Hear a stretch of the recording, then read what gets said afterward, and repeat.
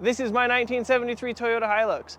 Previously, we got this thing running and driving, and when doing so, we cut quite a few corners. So today, we're gonna dive into trying to get those corners put back in place and getting this thing actually up to par so we can turn it into a decent driver. It didn't have headlights, it didn't have taillights, the ignition's drilled out. There's a giant hole in the exhaust, it's a header dump right now. The brakes suck. I'm sure there's other things I'm forgetting, but long story short is this thing needs work. First thing we're gonna do is we're gonna power wash the engine bay, we're gonna power wash the paint, the bed. We're gonna see what this thing looks like when it's got a little bit of shine back to it.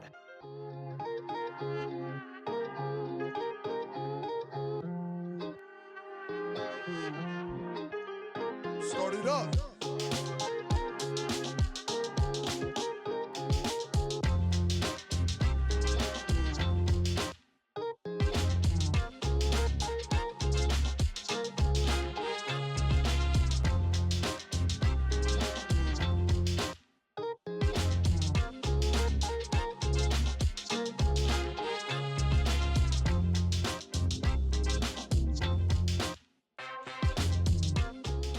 We got the Hilux spit shined up last night, and it is 2 or 3 shades brighter in color, and it looks amazing. I'm super pumped.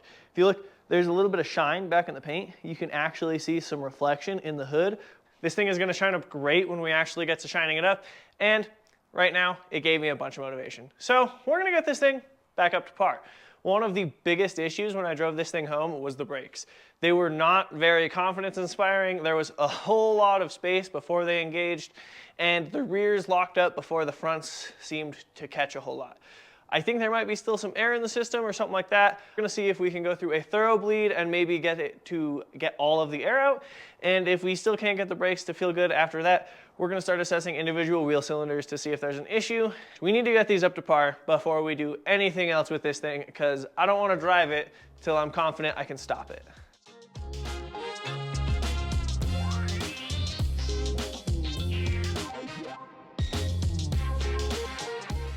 Well, the front bearings are really nice.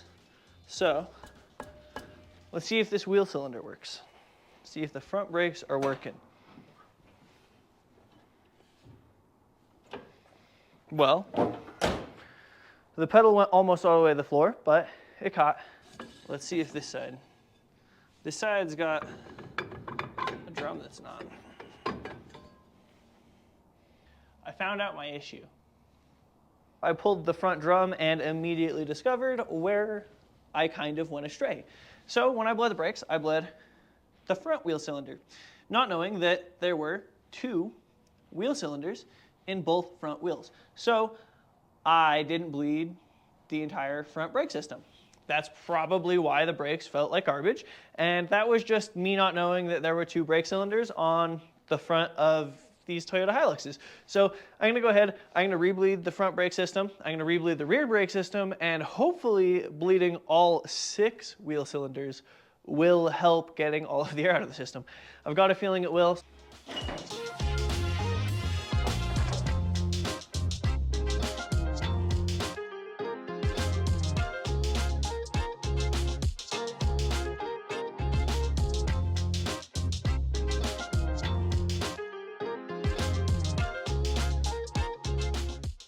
Super awesome progress. I found out that these brakes were adjusted horrendously.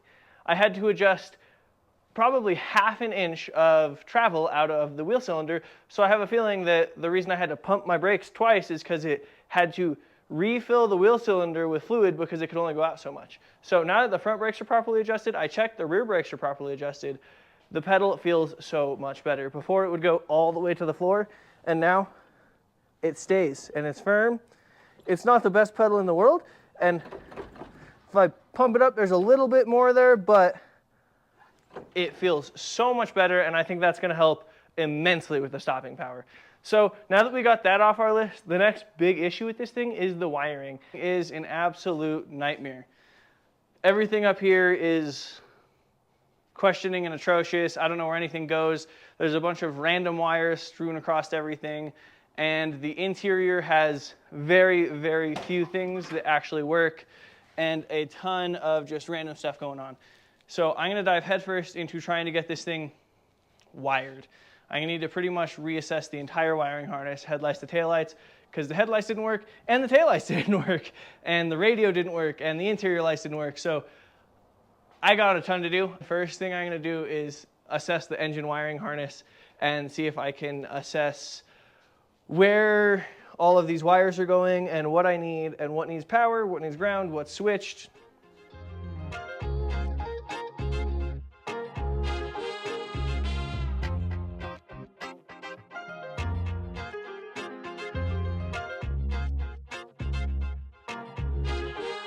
Start it up.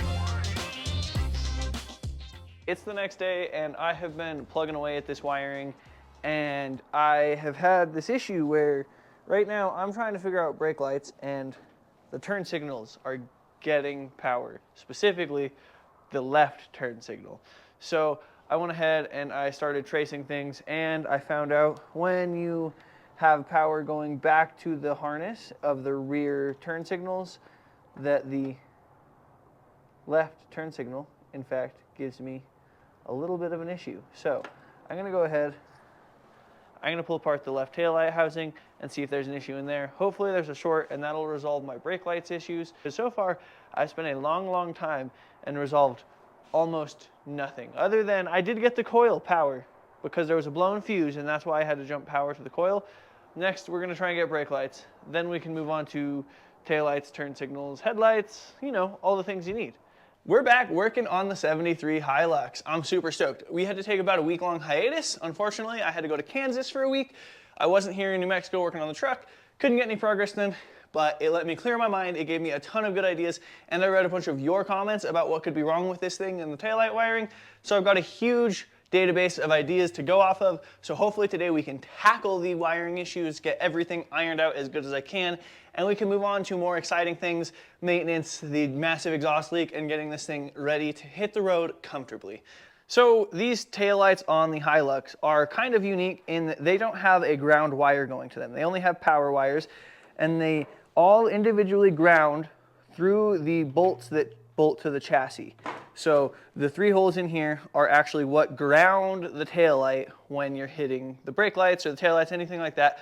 The power gets grounded through the chassis, which isn't a terrible way to do it, but that gives me an idea. A lot of people said that the grounding issues could be causing my weird lighting issues all the way across. I'm gonna go ahead, I'm gonna clean up the grounds back here. I'm gonna clean up the grounds in the engine bay, and from the battery to the chassis, from the battery to the frame, the battery to the engine, and everything. And hopefully that'll help get things a little bit more resolved. The battery ground on the Hilux currently is just this one strap that goes to the head of the block, and then the head is grounded to the chassis. So everything in theory should be tied together, but I don't know for sure. I know it starts, so I know it's getting some sort of current through there, but I'm gonna go ahead, I'm gonna pull all of these grounds off and clean all of them up with nice fresh metal underneath, and hopefully that helps with our issues. I got the engine bay all regrounded out, and I think I have found my issue. Turn it just wrong. All of a sudden, the brake light gets real dim, and all of these marker lights light up super dim. So that's the issue I was fighting for a really long time. I went ahead, I tore the reflective housing out of here. I started messing with it, trying to get it to ground out better, and bam, got brighter. And when it got brighter, these marker lights decided they weren't gonna light up anymore. So I think that's my issue.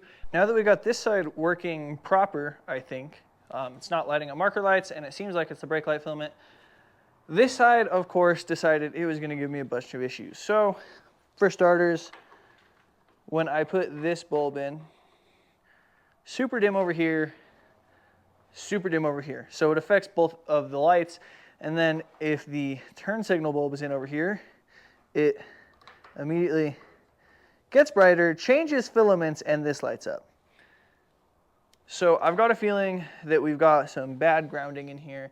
So I'm gonna go ahead, I'm gonna test some resistance with some ohms and see if there's some issues between the socket here and the ground itself, and go from there. As I was sitting here messing with these taillights, wondering why I was still just beating my head against the wall, I kept this one I got good, and then this one would go in and it would cause issues with that one, and vice versa. And then I came to this realization that This is grounding off of the bed, which is mounted via rubber to the chassis to reduce vibrations. And there is no ground strap going from this bed to the chassis itself or going to the cab. So I'm gonna go ahead and I'm gonna ground this bed to the frame and to the cab, and hopefully that starts resolving some more of our issues.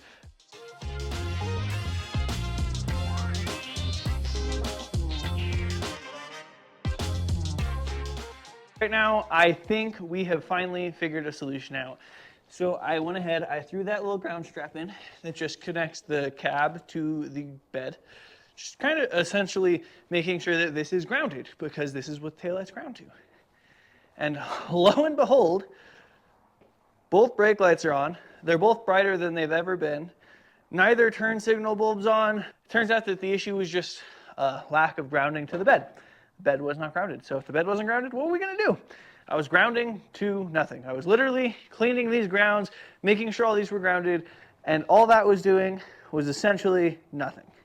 Now I can move on to the interior. So I've got this ignition and key that I plan on putting on the inside to replace my push button start and that whole wiring conundrum up there. Tore the entire interior apart trying to diagnose this, thinking it was a powering issue, not thinking it was a ground issue.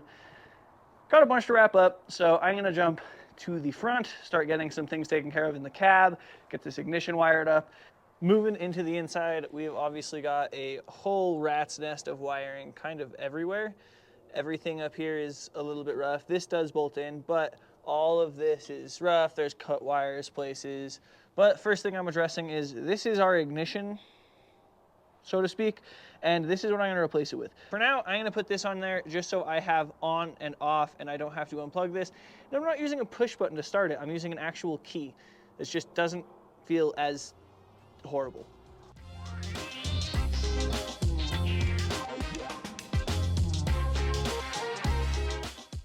Look at that. So that's a huge step forward.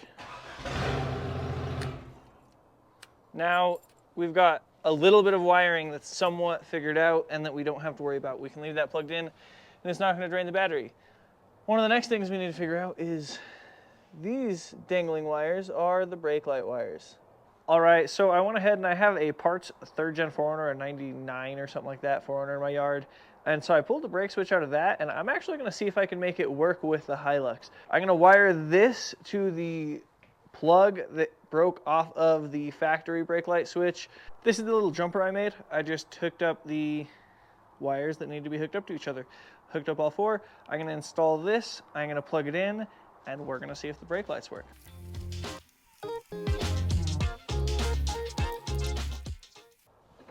Let's see if the brake lights work.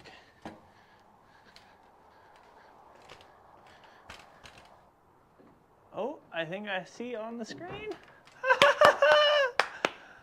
That's awesome. Now that we got the brake lights semi-figured out, I'm excited to start working on something else. And so I just plugged in the hazard switch, and we're gonna see if we can get the hazards to work. Let's see, up front. I hear clicking. Okay, we have at least one. Not sure if that bulb's good, but we got one. That's a quarter of the way there. Oh, look at that. We got 3 of 4. So I guess I'll check the bulb up there, make sure the bulb in that one's working, pull it apart, make sure it's getting power. But that's awesome. If this bulb's out, that would probably cause it not to blink. So I'm gonna pull this apart, see if there's an issue in here, and hopefully the bulb's good.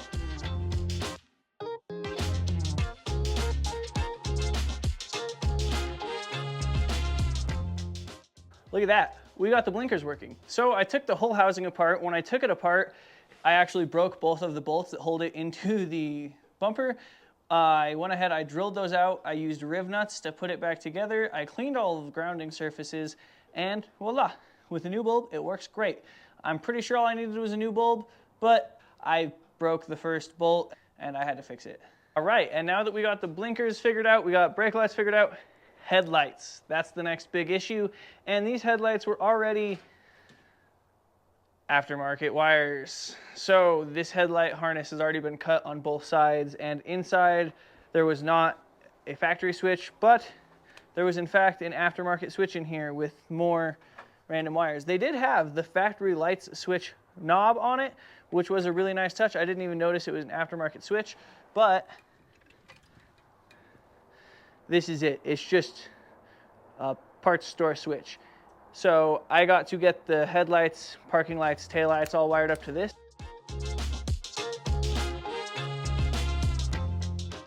We got the headlight switch wired up. It's got parking lights, it's got the headlights, it's got the taillights.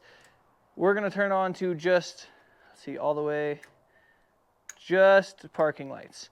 And we've got rear marker lights on, rear tail lights, rear marker light, front marker light,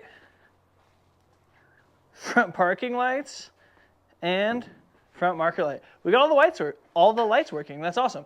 So when I go to wire the headlights in, I didn't have relays in before, so I'm actually going to be wiring these relays in. I'm just going to mount them here in the inner fender.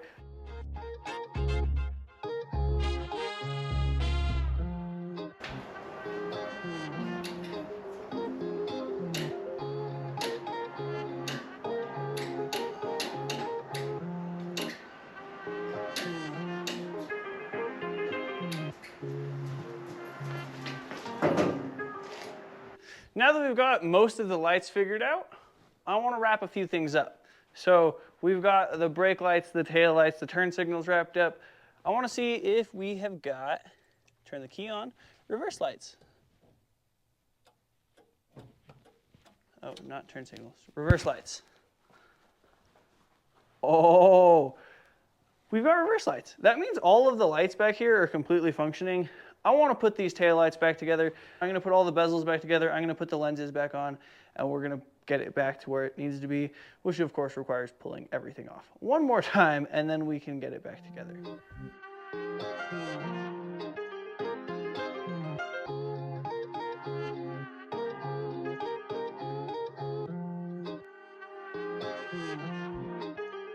Start it up.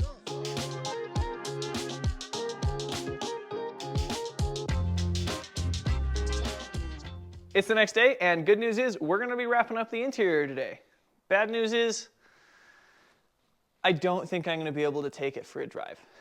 Winter reared her head again last night, and we got about 6 inches of snow, but that's okay. That gives me some more time to get the interior of this truck ironed out. I took the interior all apart when I was trying to trace the wiring and see if there was any issues in the main harness, and I'm going to need to put it back together. We've got the heater controls out, we've got the radio out, the center console has never been in since I've owned it, and the cluster's out. It's never had a gas pedal installed since I've owned it, and it just needs a bunch of stuff put together.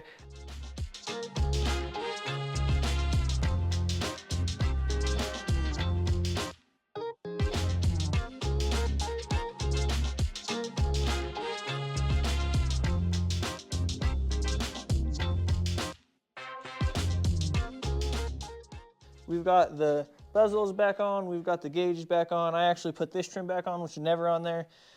Next thing I want to take care of is, while I'm still working on the dash, I want to mount this, and I think I'm just going to actually weld a little piece of strap steel with the hole in it right up in here. It'll keep it out of the way, it'll give me an actual key and ignition, and I think it'll be discreet enough that no one will really ever notice. In my scrap bin, I had just a little piece of scrap steel. I'm going to go ahead, I'm going to drill a hole in one side for the ignition, and then I'm going to just tack weld the other side to the steering column. I'm sure some of you guys are probably going to be a little bit upset about that, but guess what?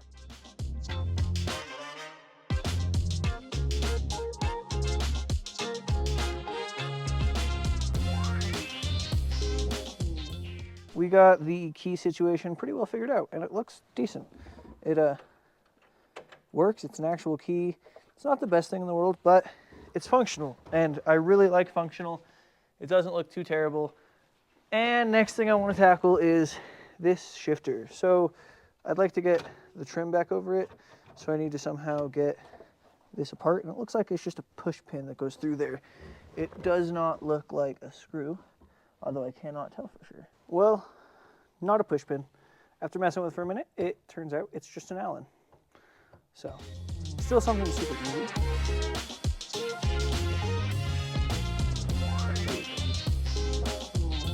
This is lit.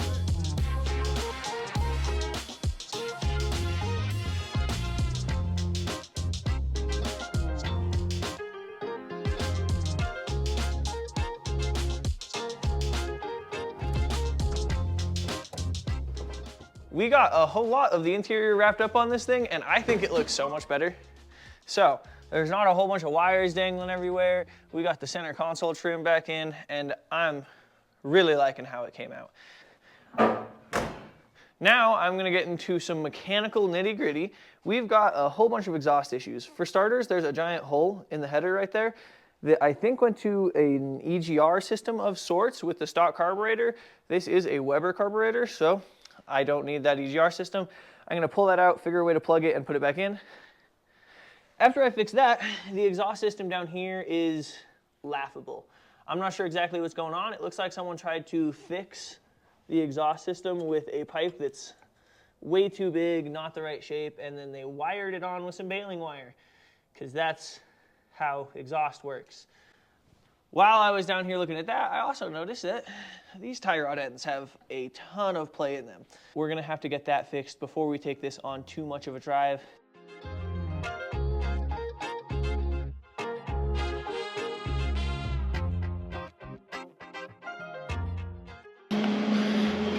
All right, and definitely not my proudest welds, but it'll hold, and it's a whole lot better. And the reason that broke is actually because back here, that hanger had broken off and was putting a bunch of stress on that weld. So I went ahead and I welded that up too.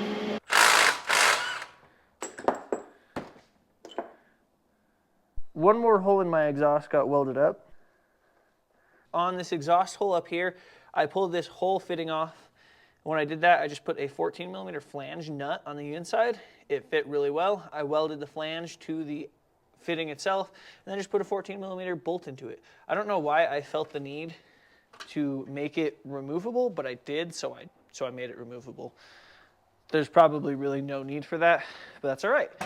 That concludes the exhaust. We've got the hanger on the back, everything wrapped up front. Let's see how it sounds. Oh. Oh my goodness. So much quieter. It sounds so much better. Let's see, where is...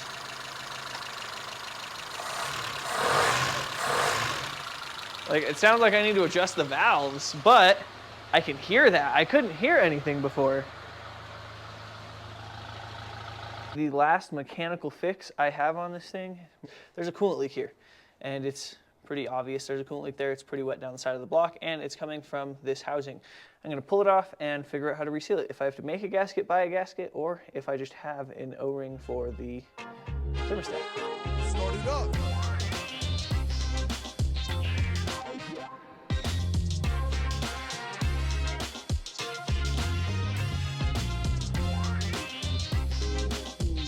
This is lit. All right, and now that we wrapped up this coolant, got it resealed, we got those holes re-tapped to make sure that there's no crud in there because they felt really tough coming out, we're gonna move on to an oil change. Who knows how long it's been since the oil's been changed on this thing? I'd really like to see how the oil looks coming out of it. Hopefully there's no metal flake or anything crazy like that. All right, that actually doesn't look too bad. And then also, while I was down here, I noticed that this must be a junkyard engine that they put a pin in to drain the oil, and then they just put these little rubber caps on to plug the hole. Oh. Okay. Also never seen an oil filter that had a feed go all the way into the filter. Oofta. I don't know if my new filter is the same. I've never seen one of these on an engine before. I'm just gonna lop this off about 2 inches down, and that'll let me put any filter I want on this thing. I trimmed it up to fit the shortest Toyota filter I've got. It goes right on now, no issue. And now I am not near as restricted as to what parts I can use on this thing, and that is a huge thing for me, especially I want to take this thing on a road trip, I want to take this thing across the country, and I want to have serviceability if I'm going to do that.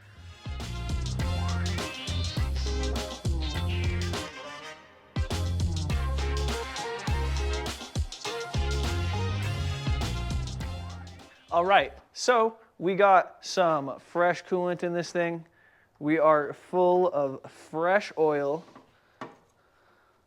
And we're ready to start this thing up and see how it sounds with not fluids that are up to 20 years old. you can't really see the needle. You can kind of see it, and you see it moving. So that means it's got oil pressure. Maybe I'll replace these gauges eventually. Maybe. All right. Old tractor engine sounds pretty good. Time to move on to this absolutely horrendous front end. Tie rod ends are absolutely destroyed. I kind of struggled to find parts for a Toyota Hilux, but this is a tie rod end off of a 1994 Toyota 4Runner, and it seems to fit just right. So I'm gonna take these tie rod ends off. I'm gonna see if this will actually mock up and fit with the tapers. As long as everything lines up, I'm gonna throw this tie rod end on here, and hopefully that'll fix a lot of our issues.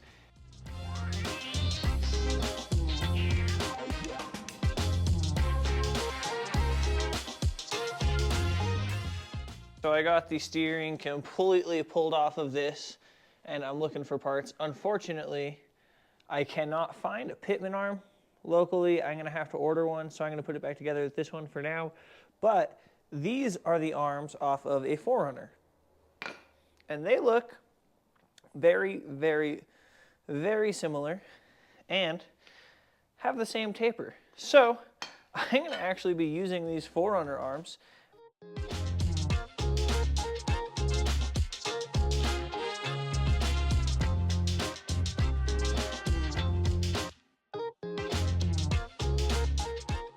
We got the steering back together with the second gen Toyota 4Runner steering ends, and it actually looks like everything is gonna clear perfect. Now that the steering's wrapped up, I'm gonna go ahead, we're gonna shot vac out the interior. I think that's gonna make it look a whole lot better.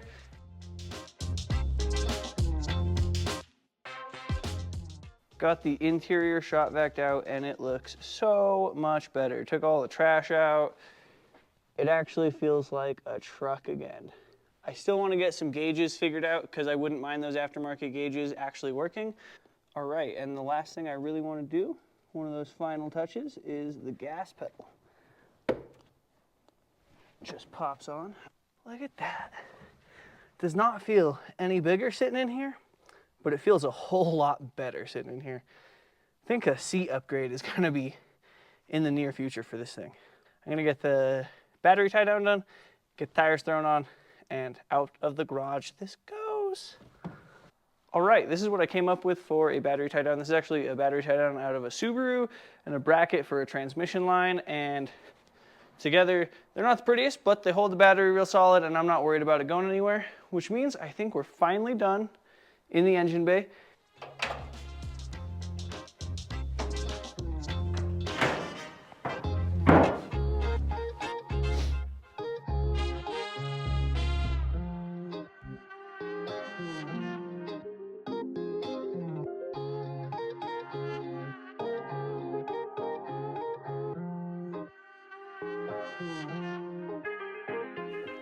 Time to pull the Hilux out of the garage for the first time in like 2 weeks and see how it looks. I'm super excited.